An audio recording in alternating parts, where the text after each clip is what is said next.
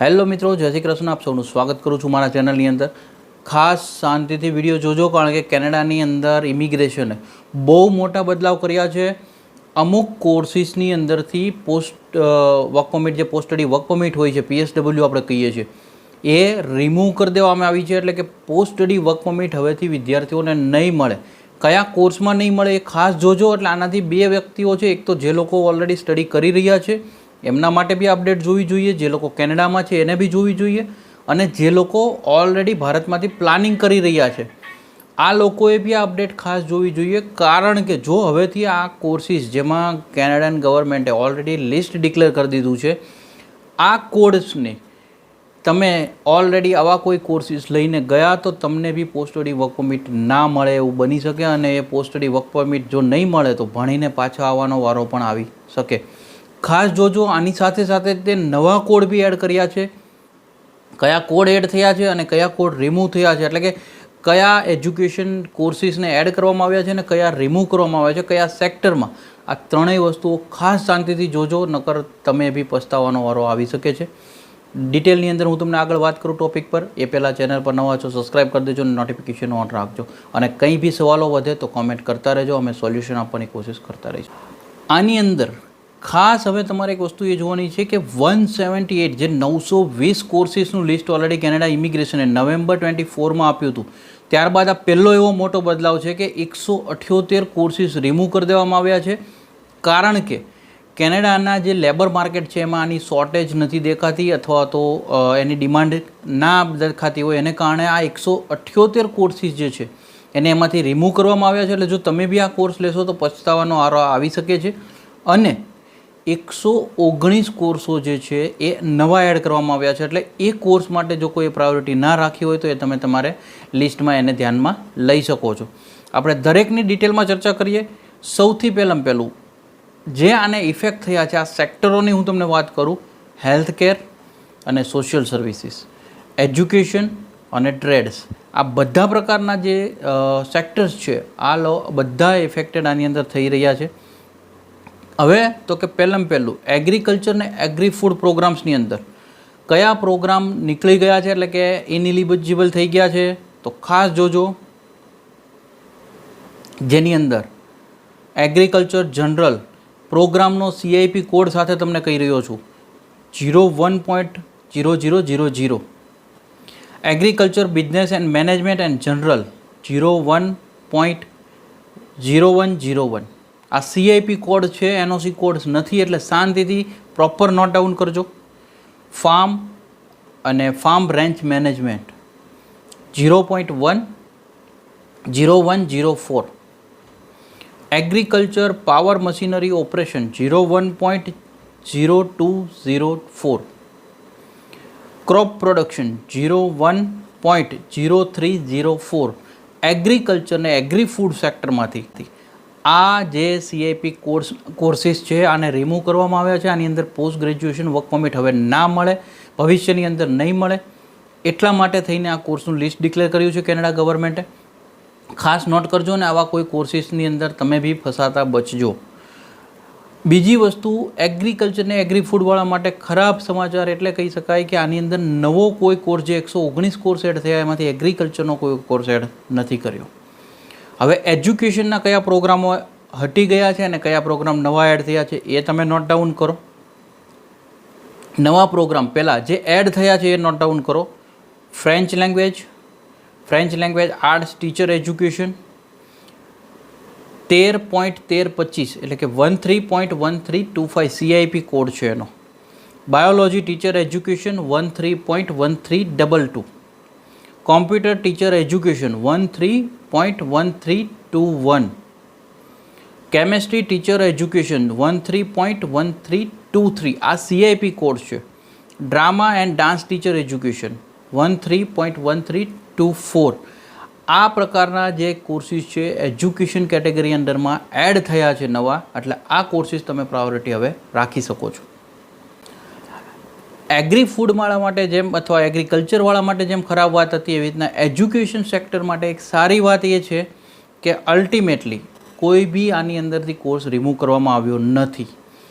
ત્યારબાદ જો આપણે જોઈએ તો હેલ્થકેર સેક્ટર ઉપર જઈએ અને સોશિયલ સર્વિસીસ પ્રોગ્રામની અંદર જે પહેલાં નોટ કરો કે જે પ્રોગ્રામો કાઢી નાખવામાં આવ્યા છે નોટ એલિજિબલ પ્રોગ્રામો, bilingual, multilingual and multicultural education and other પ્રોગ્રામો, CIP કોડ છે 13.0299.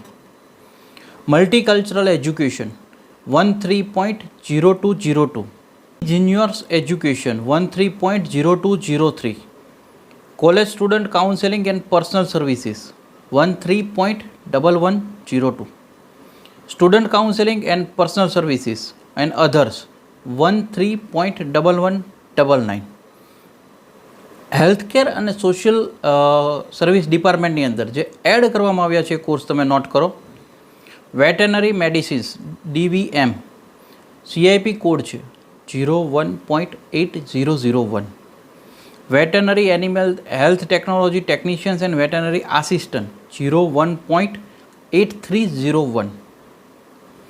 ડેન્ટિસ્ટી DDS DMD, CIP કોડ છે 51.0401. Dental clinical sciences general MS MSc PhD 51.0501. Oral biology and oral pathology MS MSc અને PhD વાળા 51.0503નો CIP કોડ. હવે આવે છે સૌથી વધારે program STEM occupation science, technology, engineering and mathematics. આની અંદર જે પ્રોગ્રામો હવે એલિજિબલ નથી રહ્યા, નોટ એલિજિબલની લિસ્ટ કહું PGWP માટે, agriculture and extension education services CIP code છે 01.0801. Natural resources conservation and general 03.0101. Environmental studies 03.0103. Water and marine resources management 03.0205. Environmental natural resources management and policy and others 03.0299.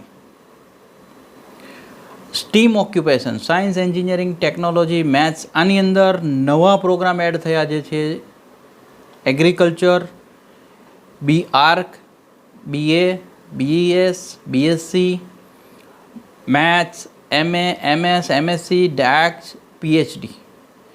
બધાનો CIP code કહું 04.0201. Advance architectural design MArc, MA, MS, MSc, DArc ને PhD 04.0202.